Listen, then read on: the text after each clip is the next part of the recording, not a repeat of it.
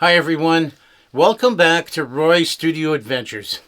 Today we're diving into something truly special. Released in July 2025, the Boss RT-2 Rotary Ensemble pedal. Oh, the titles of some of these pedals. If you've ever wanted to capture that lush, swirling sound of a classic rotary speaker, think Hendrix, Gilmour, and the magic of vintage organ cabinets. This pedal might just get your attention. With the help of the very talented and popular guitarist Dan Diggins, we're going to go through the clean, the overdrive tones, and even test a few unexpected tricks you may not have thought of. And there's a kicker. At the end of the video, I'll reveal a pro tip to get a huge 3D sound out of the R2 that you won't find in the manual. Trust me, you'll want to stick around for that one.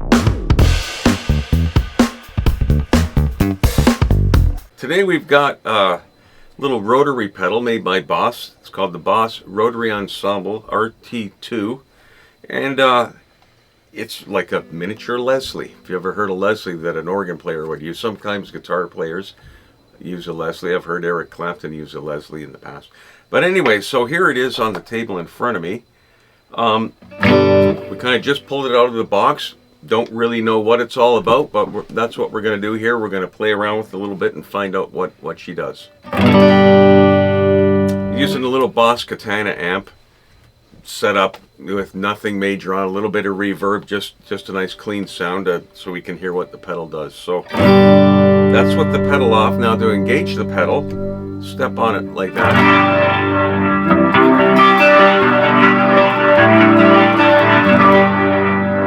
So that is with the Leslie effect on slow, and you can see that little, well, as if it's the rotary section of a Leslie there. So if I want to change it to fast, you can step on this and hold it for a second, and now it's changed it to fast, from slow to fast.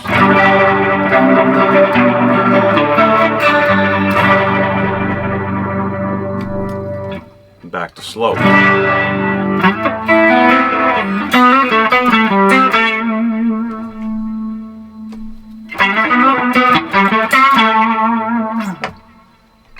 Pretty cool. This pedal has some variations on it. The knob, the bigger knob on the outside controls the slow function of the Leslie, and if you can, I don't know if you can see the I'm going to call it a readout in the center there. I can adjust that from very slow to so that the slow moves faster, like you would on a Leslie. You can adjust the speed of the rotary effect on it. And then the same with the fast function. And then if I turn the fast function up, it's going around like a whirligig.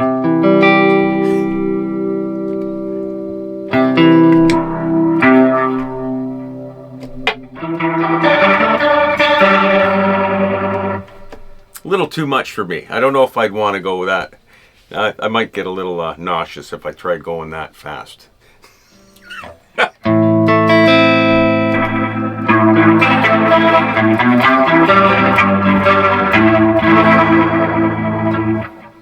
And also, the knobs on the left here says level and drive. So let's just see what happens if I put it on the slow function and adjust the level and drive sound.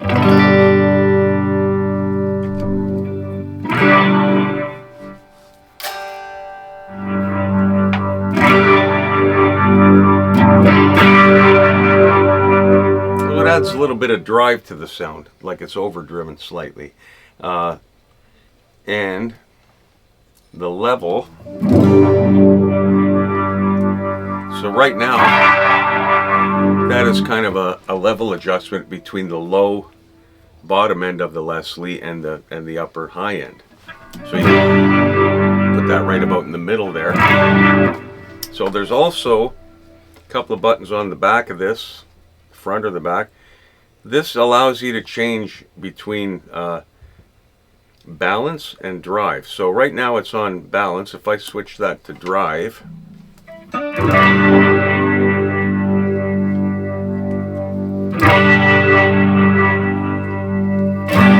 it's more adjusting the level of the drive rather than the balance between the low and the high.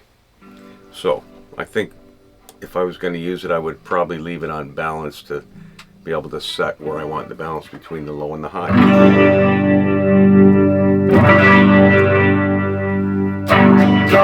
Now the mode switch, let's see what that does.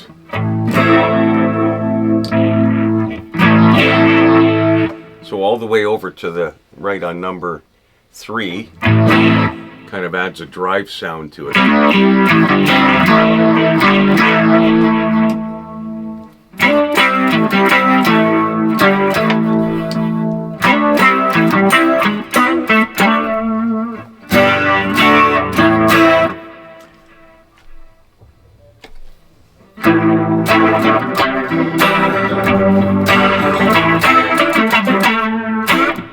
For anybody that likes a Leslie type effect, you can get it out of this pedal for sure. So this, right now we're running this pedal in mono mode, but it can also be used in stereo mode.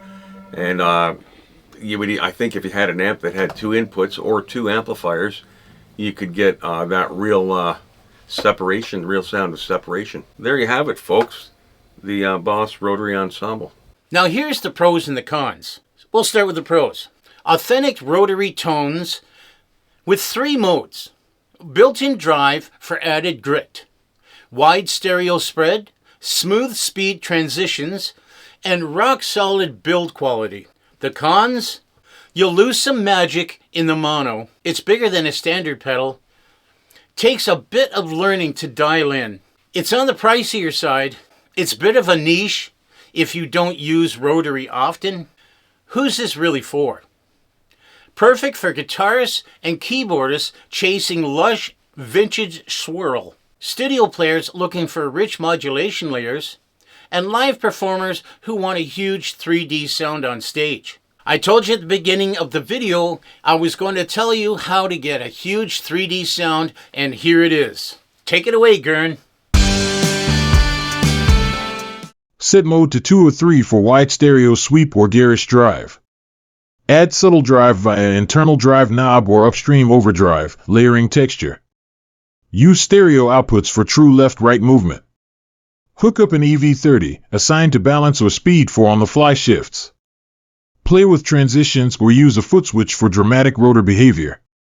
If you enjoyed this video, please make sure to hit that like button, subscribe, ring the bell so you don't miss any of the upcoming gear reviews and studio adventures.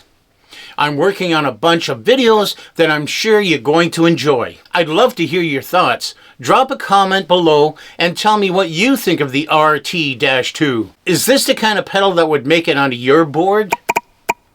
If you'd like to support the channel directly, you can buy me a coffee.